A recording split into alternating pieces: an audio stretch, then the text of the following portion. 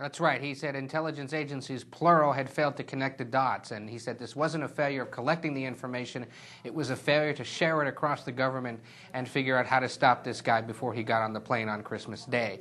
The president ordered a review by the end of this week, and he wants those reforms that are recommended to be enacted quickly because he said American lives are at stake. I think the only other interesting thing out of this thing, because he reiterated a lot of what we already know, is that he reiterated that the Guantanamo Bay prison camp will indeed close under his watch. It's just that his government will be a little more careful about where detainees go. They will not necessarily go to countries where they might somehow get recruited to once again commit terroristic activities. But beyond that, we know that this was a lengthy meeting with about 20 of his top government intelligence and national security officials. They went around the table and talked about what happened and what needs to be done.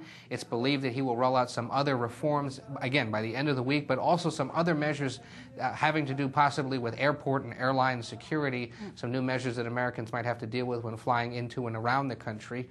And beyond that, the president made it clear once again that the margin for error is slim and that the mistakes made are unacceptable. And we were expecting him to announce new measures, Ed, at U.S. airports, but that didn't happen because we've known for a few days now that the U.S. was going to be tightening security at its airports. That's right. I mean, a lot of the reforms that have taken place were already announced and put into place immediately. They didn't wait for him to give a speech, and that is that, passengers coming through or coming from 14 different countries that are believed to be state sponsors of terror and other countries that are considered vulnerable by the United States will face more scrutiny when being screened. The State Department is keeping a closer eye on giving out visas and things like that. But again, more reforms and more measures expected in the coming days.